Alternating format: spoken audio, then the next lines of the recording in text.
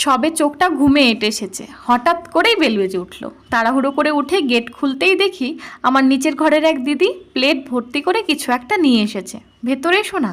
না গো, প্লেটটা ধরো, গরম গরম ভেজে কড়াই থেকে তুলে এনেছি, খেয়ে নিও কিন্তু।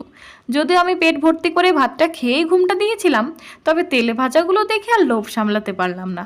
মোটামুটি 2-3টে খাওয়ার পর মনে হলো রেসিপিটা আমায় জানতেই হবে। এমন স্বাদের স্ন্যাক্স প্রথমবার খেলাম, আর এর মধ্যে ঠিক কী কী দেওয়া আছে আমি কিছুই বুঝে উঠতে পারছিলাম না। সঙ্গে সঙ্গে সেই দিদিকে ফোন করলাম। আচ্ছা দিদি, এটার মধ্যে তুমি কি কি দিয়েছো একটু বলবে? দিদি কিন্তু বাঙালি নন, উনি বললেন शिमला मिर्च से बनाया है और अंदर जो स्टफिंग है वो आलू चोखा है। थोड़ा रेसिपी बोलो ना दीदी, मुझे भी बनाना है। ব্যাস দিদি সুন্দর করে একের পর এক গুছিয়ে বলতে থাকলেন, আর আমি খাতায় নোট করে নিলাম। যেহেতু গরম গরম 5টা চপই আমি খেয়ে ফেলেছিলাম, তাই সন্ধ্যায় হাজব্যান্ড অফিস থেকে ফেরার আগেই এই সেম স্ন্যাক্সটাই আমি তাকে বানিয়ে খাওয়াবো।